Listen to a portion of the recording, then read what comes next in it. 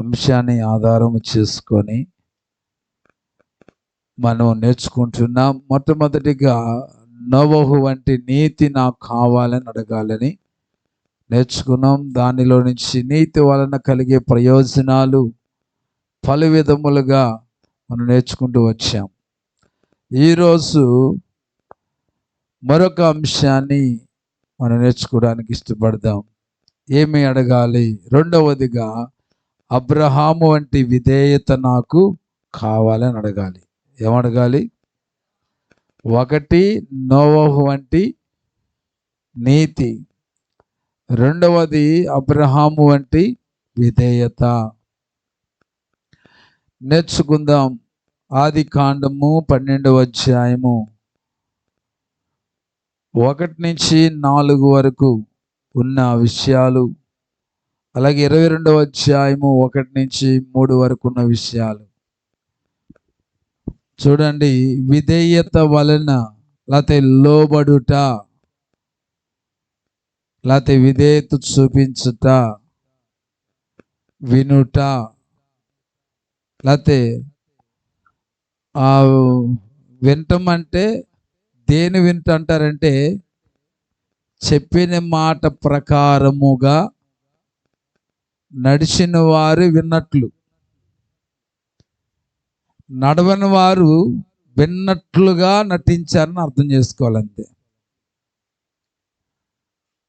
అయితే విధేయత, దీని వలన కలిగే ప్రయోజనం ఏంటో, విధేయత వలన కలిగే ప్రయోజనం ఏంటో చూద్దాం. చూడండి. ఆదికాండము 12వ అధ్యాయము 1 నుంచి 4 చదవండి. యెహోవా నీవు లేచి నీ దేశము నుండి నీ బంధువుల యొద్ద నుండి నీ తండ్రి ఇంటి నుండి బయలుదేరి నేను నీకు చూపించు దేశమునకు వెళ్ళుము. నిన్ను గొప్ప జనముగా చేసి నిన్ను ఆశీర్వదించి నీ నామమును గొప్ప చేయుదును. నీవు ఆశీర్వాదముగా నుందువు. నిన్ను ఆశీర్వదించు వారిని ఆశీర్వదించుదును. నిన్ను దూషించు వారిని శపించెదను. భూమి యొక్క సమస్త వంశములు నీ యందు ఆశీర్వదించబడునని అబ్రాముతో అనగా యెహోవా అతనితో చెప్పిన ప్రకారము అబ్రాము వెళ్ళెను. హల్లెలూయా, హల్లెలూయా.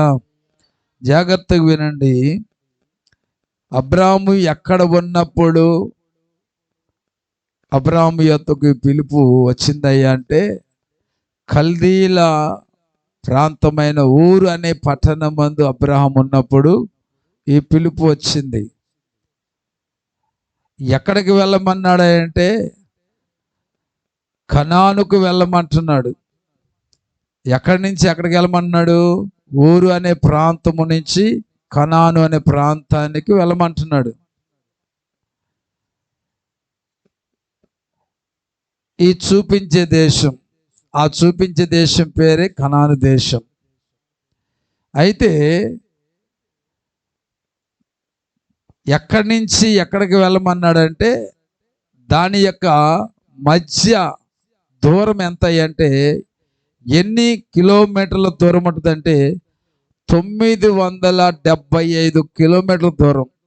ఎన్ని కిలోమీటర్ల దూరం అండి? 975 కిలోమీటర్ల దూరం. ఒక మాట చెప్తా, దేవుడి మాట కొరకు, దేవుడి మాట ప్రకారంగా నీవు ఎంత దూరం లేకపోతే ఎంత ప్రయాస లేకపోతే ఎంత కష్టమైతే నువ్వు పడతావో, ఆ విధేయతలో ప్రయాస ఉండొచ్చు, కష్టం ఉండొచ్చు, అలసట ఉండొచ్చు, ఇబ్బంది ఉండొచ్చు. ఎంతైతే నువ్వు చేయగలుగుతావో అంత ఆశీర్వాదాన్ని కూడా దేవుడు సిద్ధపరుస్తాడు. హల్లెలూయా. మనం అంటాం కదా, నీ ప్రయాసం నీ పనికి తగ్గ జీతం ఇస్తాలయ్యా అంటారు. అది ఇచ్చేదంతో ఆ తర్వాత తెలియదు అనమాట. అయిపోయిన తర్వాత ఏదో సాగులు చెప్తారు, ఏదో చెప్తారు, చెప్పి అనుకున్న మాట ప్రకారంగా చేయకపోవచ్చు. చూడండి, 975 కిలోమీటర్ల దూరం ఒకటి వెళ్ళమన్న దేశానికి, ఎక్కడికి వెళ్ళమన్నాడో అబ్రాహాముని ఆ దేశం యొక్క ప్రజలు తెలీదు, ప్రాంతం తెలీదు, వాతావరణం ఏంటో తెలీదు, అడ్రస్ అనేది తెలీదు, ఏ విధమైన అవగాహన లేని ప్రాంతం. ఇప్పుడు ఉదాహరణకి మనం ఏం చేస్తామంటే, ఇదే పిలుపు కానీ మనకు వచ్చింది అనుకోండి, ఎక్కడ దాకా ఎందుకంటే ఉద్యోగ విషయంలో ఒక ప్రాంతం నుంచి మరొక ప్రాంతానికి బదిలీ చేస్తూ ఉంటారు. చేసినప్పుడు మీకు ప్రమోషన్ వచ్చిందండి, మీరు ఈ ప్రాంతం నుంచి మరొక ప్రాంతానికి ఏం కాబోతున్నారు, ఇప్పుడు ట్రాన్స్ఫర్ వచ్చింది మీకు, మీరు వెళ్ళాలి అన్నప్పుడు సహజంగా వెళ్ళే ముందు ఏం చేస్తారంటే మొత్తం ఆరాధిస్తారు.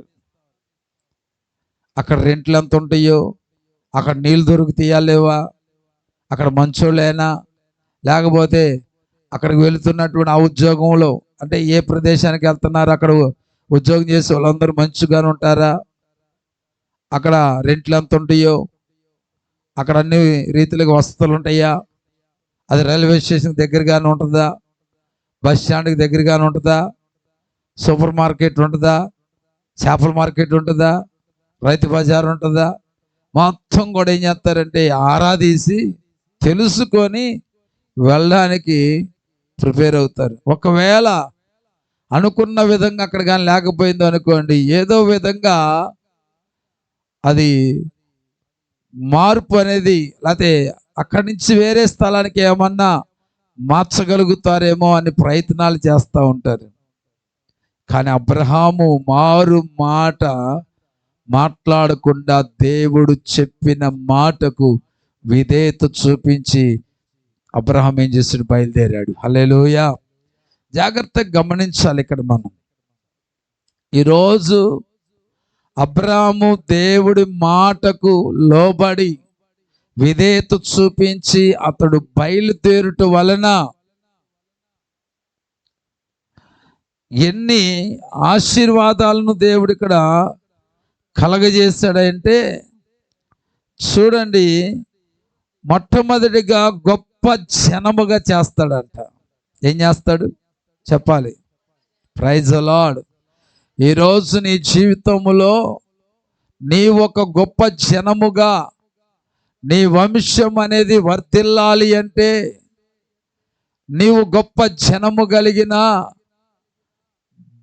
ఆ బలము కలిగినటువంటి గొప్ప బలగము కలిగినటువంటి వ్యక్తిగా నువ్వు ఉండాలి అంటే దేవుడి మాటకు నువ్వు విధేయత చూపించాలి. హల్లెలూయా.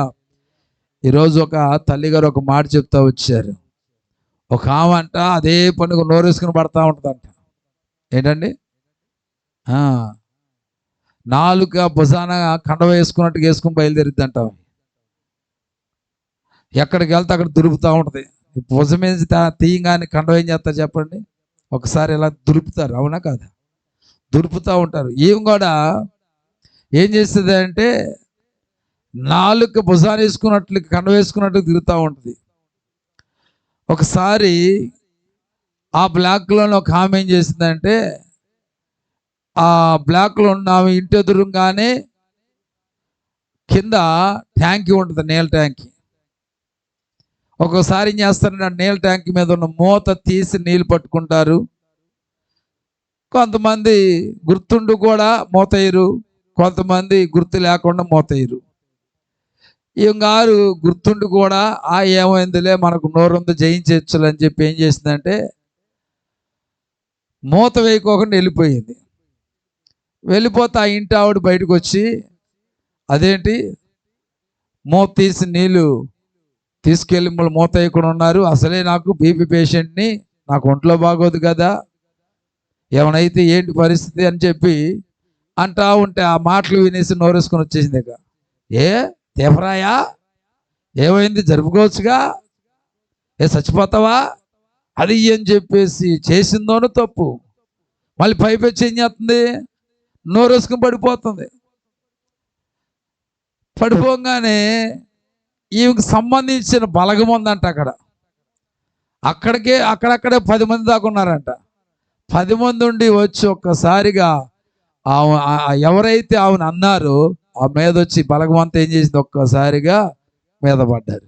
ఏంటి పిచ్చి పిచ్చి మాటలు మాట్లాడుతున్నావు, చేసిన తప్పు కాకుండా నోరేసుకుని పడుతున్నావు అని చెప్పి, ఏమి లేదు ఎక్కువ మాట్లాడావంటే తాడ తీసేస్తాం అని చెప్పి అసలు మామూలుగా ఇవ్వలేదంట. అంతే, ఆ దెబ్బతో నోరు మూసుకుని కూర్చుందంట. ఎందుకంటే నేను ఒక మాట చెప్తుంది, బలగం నీకు అంటే ఏమండి, ఎవరు కూడా నీ జోలికి రావడానికి ఇష్టపడరు. హల్లెలూయా. ఈరోజు నీవు కూడా బలము కలిగి గొప్ప జనాంగముగా నువ్వు గొప్ప జనాంగముగా నువ్వు అవ్వాలి అంటే ఇక్కడ అదే అంటున్నాడు, నేను గొప్ప జనముగా చేస్తాను అంటున్నాడు.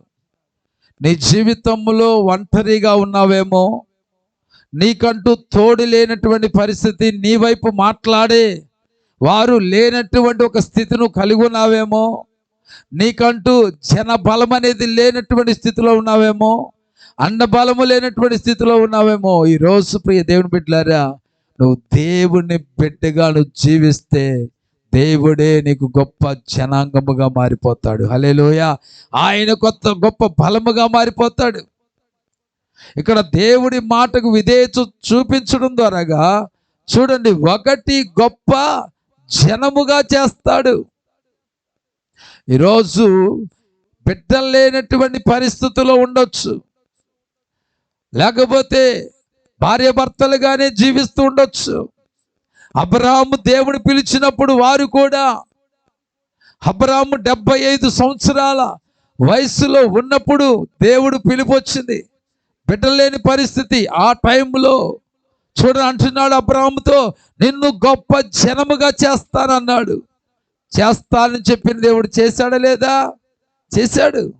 అంటే ఎందుకు అబ్రాహాము గొప్ప జనముగా మార్చబడ్డాడంటే దేవుడి మాటకు విధేయత చూపించాడు. దేవుడికి మహిమ కలుగును గాక. హల్లెలూయా. ఒక మాట చెప్తా వినండి, దేవుని పిలుపులో ఒక ఉద్దేశం అనేది ఉంటుంది. దేవుని పిలుపులో ఉంటుందండి, ఒక ఉద్దేశం ఉంటుంది. ఊరకనే దేవుడు పిలవడండి. దేవుడు రక్షించుకున్నాడంటే ఒక ఉద్దేశం ఉంటుంది. దేవుడు సేవకు పిలుచుకున్నాడంటే ఒక ఉద్దేశం ఉంటుంది. దేవుడు నిన్ను సేవలో ఒక పరిచర్య లేకపోతే ఒక పనిముట్టుగా నిన్ను వాడుకుంటున్నాడంటే దానికి ఒక ఉద్దేశం ఉంటుంది. వాయిద్యము వాయించే బిడ్డగా నేను ఉంచాడంటే దాని వెనకాల దేవుడు ఉద్దేశం ఉంటుంది.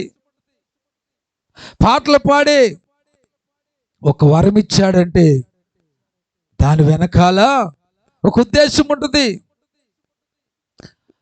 ప్రార్థన జీవితం కలిగిన వ్యక్తిగా నిన్ను మార్చాడంటే దాని వెనకాల ఒక ఉద్దేశం ఉంటుంది. మైక్ సిస్టాన్ని ఆపరేట్ చేస్తున్నావంటే దాని వెనకాల ఒక ఉద్దేశం ఉంటుంది. నేను ఒక సువార్థికుడిగా చేశాడు అంటే, ఒక మిషనరీగా దేవుడు చేశాడు అంటే, ఒక సంఘ కాపరిగా నేను ఉంచాడంటే దాని వెనకాల దేవుడు ఉద్దేశం ఉంటుంది.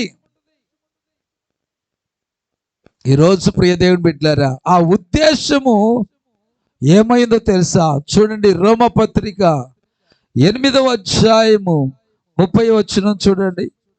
8:30 రోమపత్రిక 8:30 చూడండి. 8:30 క్రీస్తు ప్రేమ నుండి, అదేనా 8:30 అనా? చూడు కరెక్ట్గా చదువుతున్నా, చదువు. క్రీస్తు ప్రేమ నుండి మనలను ఎడబాపు వాడెవడు?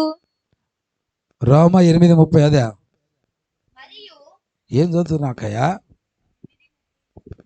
8:30 చదువుతున్నావా? మరియు అది ఎవరిని ముందుగా నిర్ణయించెనో. ఏం చదివా? చదువు. ఏం చదివా నువ్వు? 30 వచనం చదివా? అది 10 సార్లు అన్నా కానీ క్రీస్తు ప్రేమ నుండి ఏమి దూరం కావు నువ్వు. క్రీస్తు ప్రేమ నీతోనే ఉంటుంది. ఓకేనా? ఒకవేళ నేనేమన్నా తప్పు చదివానో నాకు సందేహం అవుతుంది. చదువు. మరియు ఎవరిని ముందుగా నియమించెను వారిని పిలిచెను. దేవుడికి స్తోత్రం కలుగును గాక. అంటే దేవుడు ఒక మనిషిని పిలిచాడంటే వారి విషయంలో ఒక నియమం ఉంటుంది. నియమం లేకుండా దేవుని ఎవరిని పిలవడు. నియమం లేకుండా ఎవరిని రక్షించడు. నియమం లేకుండా ఎవరిని ఏర్పాటు చేసుకోడు. స్తోత్రం, హల్లెలూయా. నీ పట్ల ఒక నియమం ఉంది ఆయనకి. నీ పట్ల ఒక ప్రణాళిక ఉంది. నీ పట్ల ఒక ఉద్దేశం ఉంది. అందుకని దేవుడు ఏం చేసి పిలుచుకున్నాడు. ఆ నియమం వెనకాల ఉన్నటువంటి ఉద్దేశం ఏంటో, అలాగే ఉన్నటువంటి ఆలోచన ఏంటో ఒకసారి చూడండి. పిలుచుకున్నాడంట.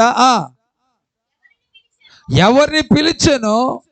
వారిని నీతిమంతులుగా తీర్చెను. దేవుడు పిలుచుకున్న ప్రతి ఒక్కరిని ఎందుకు పిలుస్తాడు తెలుసా? నిన్ను నీతిమంతుడుగా చేయడానికి పిలుస్తాడు. నువ్వు నీతి తప్పి ప్రవర్తించావంటే దేవుని పిలుపును ధిక్కరిస్తున్నావు. దేవుడి పిలుపును ధిక్కరించావా దేవుడు వాగ్దానం నష్టమైపోతుంది. దేవుడు పిలుపు వెనక ఒక నియమం ఉంటుంది. దేవుడి పిలుపు వెనకాల ఒక ఉద్దేశం ఉంటుంది. ఆ ఉద్దేశం తప్పి నువ్వు నీతి తప్పి ప్రవర్తించావా, దయచేసి గుర్తుపెట్టుకో, దేవునికి చేసిన వాగ్దానము తప్పిపోతుంది. వాగ్దానము నెరవేర్చకుండా పోతుంది. ఈరోజు సంగమా లేకపోతే సేవకులా గుర్తుపెట్టుకోండి. సేవకుడైనా సంఘమైనా సరే ప్రతి ఒక్కరు గుర్తుపెట్టుకోండి. నీ జీవితంలో దేవుడు చేసిన వాగ్దానము నెరవేర్చబడట్లేదు అంటే వాగ్దానం ఇంకా వాగ్దానంగానే ఉండిపోతుంది. దాని నెరవేర్పును చూడలేనటువంటి స్థితిలో ఉన్నావంటే దేవుని యొక్క పిలుపుకు వ్యతిరేకముగా, దేవుడి నియమానికి వ్యతిరేకముగా జీవిస్తున్నావేమో గుర్తుపెట్టుకో. దేవుడు ఒక పిలుపు పిలిచాడంటే ఆ పిలుపు దేనికి పిలుస్తున్నాడు తెలుసా? నిన్ను నీతిమంతుడిగా చేయడానికే, నువ్వు నీతిమంతుడిగా జీవించడానికి దేవుడు పిలుచుకున్నాడు. రక్షించబడి నీవు ఎందుకు రక్షించుకున్నాడు తెలుసా? నువ్వు నీతిగా బ్రతకడానికి. తర్వాత చదువమ్మా. ఎవరిని నీతిమంతులుగా తీర్చెను వారిని మహిమపరచెను. గట్టిగా దేవుడికి స్తోత్రం చెప్తాం. హల్లెలూయా, హల్లెలూయా. ఎందుకు పిలిచాడంటే నీతిమంతులుగా చేయడానికి. ఎందుకు నీతిమంతులుగా చేశాడంటే వారిని మహిమపరచడానికి, వారిని ఘనపరచడానికి, వారిని దీవించడానికి, వారిని హెచ్చించడానికి. దేవుని పిలుపు వెనకాల ఉన్నటువంటి ఉద్దేశం అది. ఈరోజు ప్రియ దేవుని బిడ్డలారా, నీకంటూ ఒక కాల్ లెటర్ వచ్చిందంటే దాని వెనకాల ఉన్న ఉద్దేశం ఏంటి? నీకు ఉద్యోగం ఇవ్వడానికే. నీకు ఉద్యోగం ఇస్తున్నారంటే నీకు దాని వలన ఏం ప్రయోజనం? ఎంతో కొంత శాలరీ వస్తుంది కదా. ఆ శాలరీ ఎందుకు వస్తుందండి? నీ అవసరం తీర్చబడ్డానికి. హల్లెలూయా. అంతకు తప్ప మనం కానీ ఆ యొక్క కాలుకు, మనకు వచ్చిన కాల్ లెటర్కు వ్యతిరేకముగా మనము కానీ ఎక్కడైనా వ్యవహరించామనుకోండి, దాని వెనకాల ఉద్దేశం అంతా నష్టమైపోతుంది. హల్లెలూయా, హల్లెలూయా. కాబట్టి మనం జాగ్రత్తగా వినాలి. దేవుడు ఒక మనిషిని పిలుచుకున్నాడు అంటే దానిలో దేవుని ఉద్దేశము ఉంటుంది. ఒకే ఒక కారణము, నేను మహిమపరచడానికి. హల్లెలూయా, నేను దీవించడానికి. అందుకే ఇక్కడ చూడండి, పిలుచుకున్నాడు. పిలుచుకున్న పిలుపు వెనకాలను ఉద్దేశం ఏంటంటే అబ్రాహాముని మహిమపరచాలి జనాంగం ఎదుట. హల్లెలూయా. ఏ బంధువుల ఎద్దు నుంచి అయితే వెళ్ళిపోయాడో, ఏ యొక్క ఆ దేశం నుంచి అయితే వెళ్ళిపోయాడో, ఏ తండ్రి ఇంటి నుంచి వెళ్ళిపోయాడో, వారు ఎదుట అబ్రాహామును మహిమపరచాలి, అబ్రాహామును ఘనపరచాలి, అబ్రాహామును హెచ్చించాలి అనే ఉద్దేశముతో దేవుడు ముందుగానే ఇదిగో నువ్వు నా పిలుపు ప్రకారముగా నువ్వు నడిచిన ఎడల, నా పిలుపు ప్రకారంగా నువ్వు బయలుదేరిన ఎడల నేను ఊరికని విడిచిపెట్టను. నన్ను నమ్ముకొని వచ్చావు కాబట్టి నేనేం చేయబోతున్నా తెలుసా? నేను గొప్ప జనముగా చేయబోతున్నాను. హల్లెలూయా. ఈరోజు సంగమా, దేవుడిని నమ్ముకొని వచ్చావు, దేవుడిని నమ్ముకొని ఆయన మీద ఆధారపడుతున్నావు, దేవుడిని నమ్మి ఆయన మీద ఆనుకుంటున్నావు, దేవుడిని నమ్మి ఆయన సన్నిధిలో ప్రార్థిస్తున్నావు, దేవుడిని నమ్మి ఆయన సన్నిధిలో కన్నీరు కారుస్తున్నావు, దేవుడిని నమ్మి ఉపవాసం ఉంటున్నావు. దేవుడిని నువ్వు విడిచిపెట్టడు. హల్లెలూయా. నేను గొప్ప జనముగా చేస్తాడు. రెండవదిగా అక్కడ ఏమంటున్నాడంటే నేను ఆశీర్వదిస్తానంటున్నాడు. ఏం చేస్తాడంట? గొప్ప జనముగా చేయడం మాత్రమే కాదు, నేను ఆశీర్వదిస్తానంటున్నాడు. ఎంతగా అంటే దేవుడు తన స్థాయికి తగినట్లుగా నేను ఆశీర్వదిస్తాడు. ప్రైజ్ ది లార్డ్, హల్లెలూయా. దేంట్లో ఆశీర్వదిస్తాడంటే అన్ని విషయాల్లో ఆశీర్వదిస్తాడు. ఒక్క విషయంలో కాదు, అన్ని విషయాలు దేవుడు ఆశీర్వదిస్తాడు. తర్వాత అంటున్నాడు నీ నామమును గొప్ప చేయుదును, నీ పేరు మారిమ్రోగిపోయేట్లుగా చేస్తా నేను. తర్వాత అంటున్నాడు కదా నీవు ఆశీర్వాదముగా నుందువు. అలాగే తర్వాత అంటున్నాడు నిన్ను ఆశీర్వదించు వారిని ఏం చేస్తాడంట? అబ్బా, నువ్వు మాత్రమే కాదు ఆశీర్వదించబడేది, నిన్ను ఆస్వాదించే వారిని కూడా ఆస్వాదిస్తాడంట. ఇంకో మాటగా చెప్పాలంటే నిన్ను సంతోషపెట్టే వాళ్ళు సంతోషపెడతాడు, నిన్ను దీవించే వారిని దీవిస్తాడు. అలాగే కింద ఒక మాట ఉంటుంది, నిన్ను దూషించు వారిని ఏం చేస్తాడంట? శపిస్తాడు.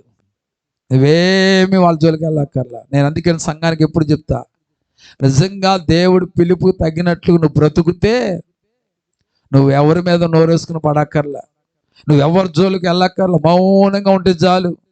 నిన్ను దూషించిన వారిని అందరిని కూడా దేవుడు ఏం చేస్తాడంటే లెక్కగట్టేలా.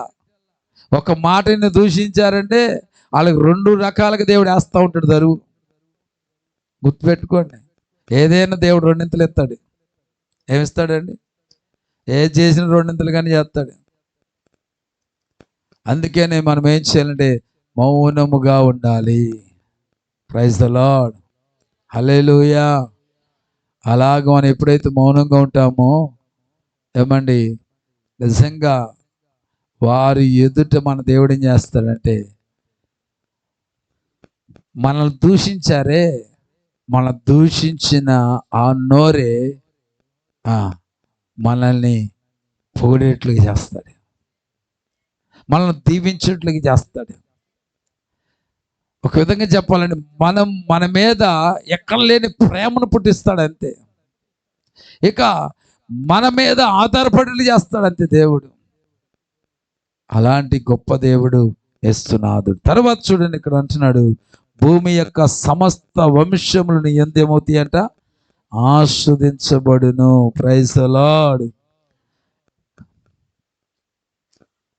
దేవుడు పిలిచాడు, పిలిచిన తర్వాత నేను చేస్తాను ఇలాగన్నాడు. ఆ మరుక్షణం మంది అబ్రహాం ఏం చేశాడంటే యెహోవా అతనితో చెప్పిన ప్రకారము అబ్రాహాము వెళ్ళెను.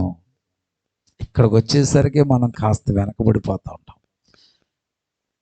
ఏమండి, ఎప్పుడు విధేయత చూపించినట్టు తెలుసా? వినుట వలన విధేయత కాదు, విన్నదాని ప్రకారంగా బయలుదేరడం విధేయత. చాలా మంది ఏం చేస్తారంటే ఫలానా పని ఉంది అక్కడ అంటే అలాగే అలాగే అలాగే, అది విధేయత కాదు.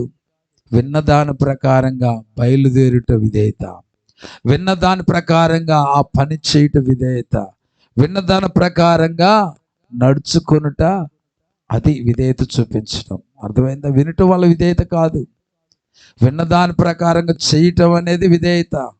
అబ్రహాము విన్నాడు, విన్న దాని ప్రకారంగానే బయలుదేరాడు. ప్రైజ్ ది లార్డ్, హల్లెలూయా. అప్పుడు అబ్రహాం బహుగా ఆస్వాదించబడ్డాడు. అలాగే 22వ అధ్యాయంలో కూడా చూడండి, అక్కడ కూడా విధేయత కనబడుతుంది.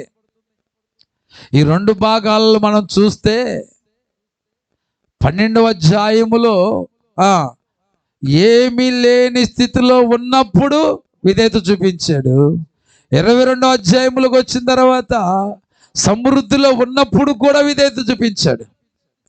ఏమీ లేని టైంలో కూడా ఏమని మట్టి బొమ్మలు అమ్ముకుంటూ వచ్చిన ఆదాయముతో కుటుంబముని పోషించుకుని ఆ స్థితిలో ఉన్నప్పుడు విధేయత చూపించాడు. అలాగే దేవుడి వాగ్దానము నెరవేర్చబడిన తరువాత కూడా దేవుడి మాటకు విధేయత చూపించాడు. హల్లెలూయా. మనము 12వ అధ్యాయంలో అబ్రహాము కలిగి ఉన్న అనుభవాన్ని అయితే కలిగి ఉంటాము, కానీ 22వ అధ్యాయంలో అబ్రహాము వంటి జీవితం ఉన్నప్పుడు అప్పుడు విధేయత అనేది చాలా కష్టం. అప్పుడు ఏమంటారు తెలుసా? యేసయ్యా ప్లీజ్, కాస్త బిజీగా ఉన్నాను, కాస్త పని ఒత్తుల్లో ఉన్నాను, కాబట్టి ఇవాళ కాదులే, రేపేమో చూద్దాంలే. 3 దినాలంత ప్రయాణం. అక్కడే వాగ్దానం కాదు, ఇక్కడన్నా వాగ్దానం చేశాడు. ఇక్కడ వాగ్దానం ఏంటంటే నేను దీవిస్తానని. ఇక్కడ పిలుపుకు అక్కడ పిలుపుకు చాలా వ్యత్యాసం ఉంది. ఇక్కడ పిలుపును అబ్రహాముకి మేలుకరమైనది, అబ్రహాముకి మంచి జరుగుతుంది, అబ్రహాము ఆశీర్వాదకరముగా ఉండే పిలుపు ఇక్కడ. అక్కడను ఇచ్చిన వాగ్దానాన్ని మరలా అతడు దేవుడు తీసుకునే పిలిపేది. చూడండి, అక్కడ విధేయత చూపించాడు. ఇంకొక మాట చెప్పాలంటే, ఇక్కడ మేలు జరుగుతున్నప్పుడు విధేయత చూపించాడు, అక్కడ మేలు మరలా నష్టమైపోతుందన్నా కానీ అక్కడ విధేయత చూపించాడు. ఈరోజు మన జీవితాలు మనం నేర్చుకోవాల్సిందేదండి. ఇంకో మాట చెప్పిన, అబ్రహాముకు మేలు జరుగుతున్నప్పుడు విధేయత చూపించాడు, అబ్రహాముకి నష్టం కలుగుతున్న టైంలో కూడా విధేయత చూపించాడు. నష్టం కలుగుతుంది అక్కడ. ఒక్కడై ఉన్నట్టు తన కుమారుడు నష్టమైపోతున్నాడు, దూరమైపోతున్నాడు, దేవుడు నాకు ఇచ్చేయమంటున్నాడు. ఇంకొక మాట చెప్తున్నా, ఎక్కడోనూ ఊరికైనా మాలుగా చెప్తున్నా మనకి అర్థం కావడానికి. ఇక్కడ దేవుడికి నష్టం కలుగుతుంది, అబ్రహాం దేవుని కలుగుతుంది. ఇక్కడ అంటే దేవుడు ఏం చేస్తున్నాడు? ఇస్తున్నాడు ఆయనకి. అంటే దేవుడి దగ్గర ఉన్నది అబ్రహాముకి ఇచ్చేటప్పుడు విధేయత చూపించాడు, అబ్రహాము దగ్గర ఉన్నది దేవుడికి ఇచ్చేటప్పుడు కూడా విధేయత చూపించాడు. హల్లెలూయా. ఈరోజు మన జీవితంలో ఇలాంటి ఒక విధేయత కలిగి ఉండాలి. వన్ వే ఉండకూడదు. మనకి ఎప్పుడు పుచ్చుకునే ఆలోచనలోనే ఉండకూడదు. దేవుడికంటూ ఇచ్చేటప్పుడు కూడా విధేయత కలిగి ఉండాలి. ఒక కృతజ్ఞత కలిగిన వారిగా దేవుడికి విధేయత చూపించాలి. చాలా మంది ప్రారంభ దినాలలో దేవునికి అది చేస్తాడు, ఇది చేస్తాడు, అలా చేస్తాడు, ఇలా చేస్తాడు అన్నప్పుడు విధేయత చూపిస్తారు. తర్వాత ఇచ్చిన దాన్ని ఇగో దేవుడికి ఇమ్మన్నాడంటే మాత్రం కంటికి కూడా కనబడరు. హల్లెలూయా. మన జీవితంలో మనం గుర్తుపెట్టుకోవాల్సింది ఒకటే, పుచ్చుకున్నప్పుడు విధేయత చూపించాలి, ఇచ్చేటప్పుడు కూడా విధేయత చూపించాలి. హల్లెలూయా, హల్లెలూయా. అలా చూపిస్తేనే కొమ్ములు తిరిగిన పొట్టేలు నీకు ఆశీర్వాదకరంగా వస్తుంది. Praise the Lord. హల్లెలూయా. ఇంకో మాట చెప్పనండి,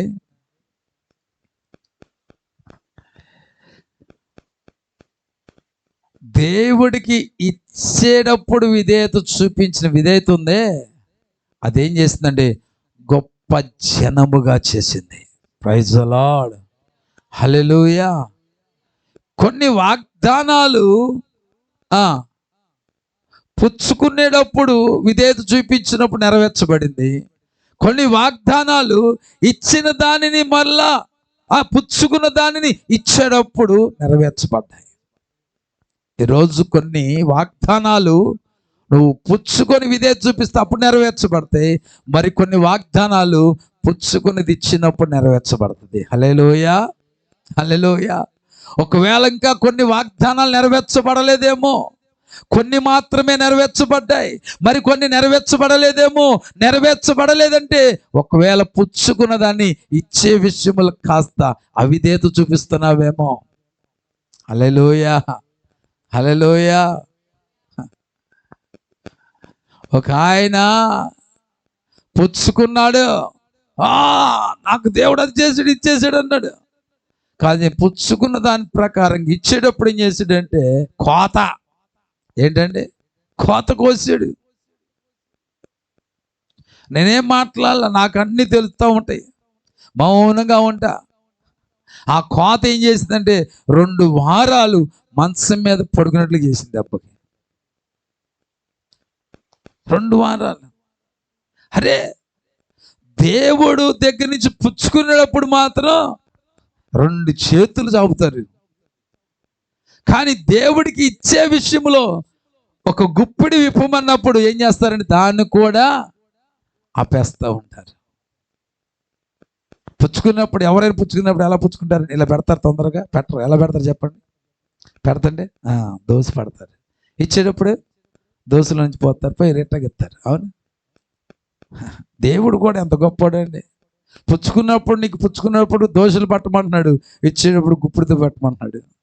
దాంట్లో కూడా నొక్కేడే.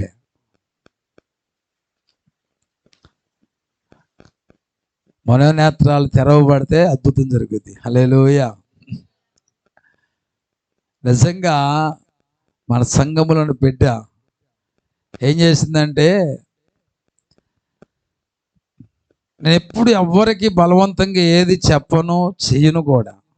మీరు ఏకపోతే మీరు అట్టయిపోతారు, ఎట్టయిపోతారు, ఎప్పుడు శాపనార్థాలు పెట్టను, చేయను కూడా. ఎందుకంటే నేను నమ్మిన దేవుడు నమ్మదగిన వాడు, అంతే. ఆయన వైపు చూస్తా కాబట్టి అన్నీ జరుగుతూ ఉంటాయి. హల్లెలూయా. దేవుడు ఈ సంవత్సరంలో దేవుడు ఏం చేశాడంటే, ఒక కుటుంబాన్ని దేవుడు ప్రేరేపించి 6400 విలువ చేసే ఒక కోలర్ దేవుడు ఏం చేశాడే, పరిచయకు గిఫ్ట్గా ఇచ్చాడు దేవుడు. హల్లెలూయా. హల్లెలూయా. నీ ఎప్పుడు అడగల, నాకు చెమట పట్టేస్తుంది, ఒక ఫ్రిడ్జ్ ఉంటే ఒక కూలర్ ఉంటే బాగుండు, ఒక ఏసీ ఉంటే బాగుండు ఎప్పుడని చెప్పాను మీకు? ఎప్పుడు చెప్పాల. చెమటలు కారుతూ ఉంటాయి, తడుతూ ఉంటుంది, అంత బాగుంటుంది. అయినా సరే పోతానే ఉంటాం. ఏ రోజుకు నా ఫ్రిడ్జ్ కావాలని ఇప్పుడు అడగల, దేవుడు ఇచ్చాడు. ఏసీ కావాలని ఇప్పుడు అడుక్కోవాలా, దేవుడు ఇచ్చాడు. దాన్ని కారు కావాలని ఇప్పుడు అడగల. ఈ రోజుకి కారు కొన్నానే కానీ నాకన్నా సంఘస్థులు ఎక్కువ తిరిగారు దాని మీద. నేను ఇప్పుడు కూడా ఏ బాబు అంతేనంటారా? నిజమేనా? నాకన్నా నువ్వు ఎక్కువ ఉంటావు. సంఘంలో ప్రతి ఒక్కరు కూడా నాకన్నా, మా ఫ్యామిలీ కన్నా మీరే ఎక్కువ ఎక్కారు. ఏ రోజు కూడా ప్రభువా ఏంటి కొనుక్కుంది నేను కదా, వీళ్ళు ఎక్కువ తిరుగుతున్నారండి ఎప్పుడు అనుకోవాలా. అందుకే నా కొరకు దేవుడు నా మనసు ఎరిగాడు కాబట్టి నా కొరకు దేవుడు ఒక కారుని ఒక వ్యక్తి ద్వారాగా కొనేట్లు చేశాడు. హల్లెలూయా. హల్లెలూయా. ఈరోజు ప్రియ దేవుడు బిడ్డలారా, పుచ్చుకునే అంత ఆసక్తి ఉన్న నీలో ఇచ్చే అంత ఆసక్తి కూడా ఉంటే చాలా మంచిది. అది నీకే బ్లెస్సింగ్. అది గుర్తించరు కొంతమంది. గుర్తించకుండా ఏం చేస్తారంటే నొక్కేసుకుని లోపల నొక్కేస్తూ ఉంటారు. దేవుడు ఒక్క నొక్కుతాడు అంతే, మొత్తం నొక్కింది బయటకు వస్తుంది, మొత్తం వచ్చేస్తుంది బయటికి, వడ్డీతో సహా లాగి పడేస్తాడు. ఆ దేవుడు వాక్యమే చెప్తుంది అలాగే. అందుకే మనం అనుకున్నాం, ఆ సహోదరి ఏం చేసిందంటే తన బిడ్డ పాస్ అయినందుకు కనుక తీసుకొచ్చి పెట్టింది. అలాగే ఇంకా దేనికో తీసుకొచ్చి పెట్టింది మళ్ళీ కానుక. తర్వాత ఏం చేసిందంటే ఒక వస్తువు పోయింది, ఆ నింద ఆమె మీద వేశారు. అయ్యా ఆ నింద పోవాలి అనుకొని ప్రార్థన చేసింది. ఒక్క రోజు నింద పోయేటట్టు చేసింది, మళ్ళీ కానుక తీసుకొచ్చి పెట్టింది. ఈరోజు నిజంగా ఆ కుటుంబంలో అన్ని సమృద్ధిగా ఉండి ఆ విధమైన ఆలోచన చేయట్లా. వాళ్ళకి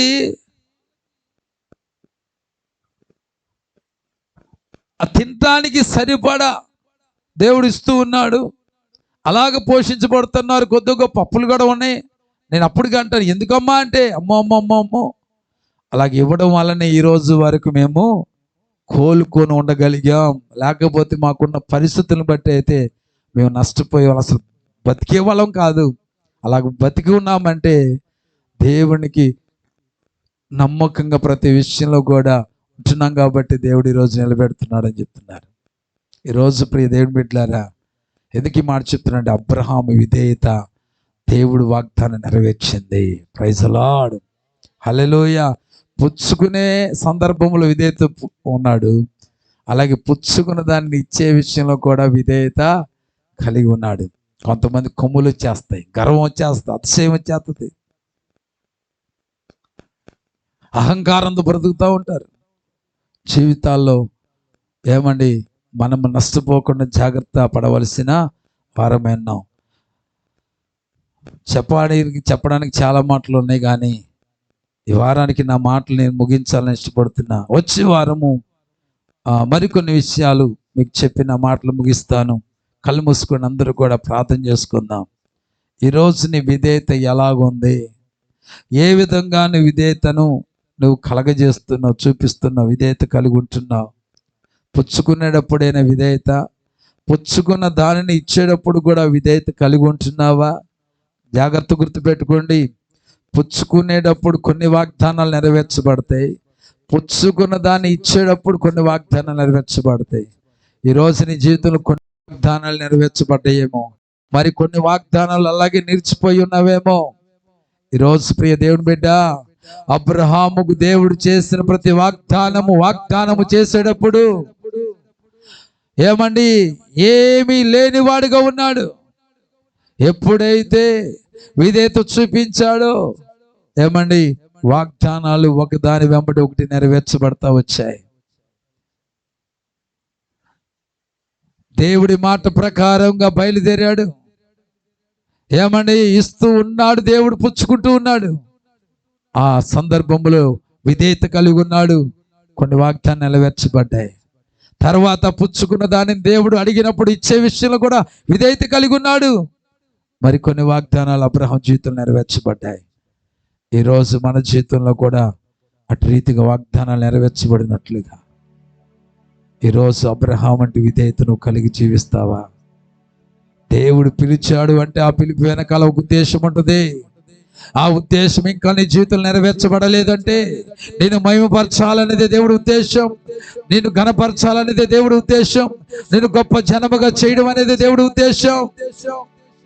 నీకు పేరు ప్రతిష్టతలు దేవుడు ఉన్న ప్రాంతములో కలగజేయాలనే దేవుడి ఉద్దేశం, నేను తలగా ఉంచాలనేది దేవుడి ఉద్దేశం, నేను పైవాడిగా ఉంచాలనేదే దేవుడి ఉద్దేశం. ఆ ఉద్దేశాన్ని చేతులారా, నీ అవిధేయతను బట్టి, నీ తిరుగుబాటుతనాన్ని బట్టి, నీ గర్వాన్ని బట్టి, నువ్వు కలిగినటువంటి నువ్వు కలిగి ఉన్న వాటిని బట్టి, అతిశయిస్తున్న అతిశయాన్ని బట్టి అవిధేయతను కనబరచమాక. ఈరోజు దేవుని సన్నిధిలో ఒక ప్రార్థన చేయి. ప్రభువా, నేను అబ్రహాం వంటి విధేయతని కలిగి జీవిస్తానయ్యా. ప్రభువా, నాకు అబ్రహాం వంటి విధేయత నాకు దయచేయమని నేను అడుగుతానయ్యా. ఆ విధేయతే నేను కలిగి ఉంటానయ్యా అని ఈరోజు ఒక చక్కటి తీర్మానం తీసుకొని నువ్వు ఇంటికి వెళ్ళగలిగితే నిశ్చయముగా మిగిలి ఉన్న ప్రతి వాగ్దానము కూడా నీ జీవితంలో నెరవేర్చబడుతుంది.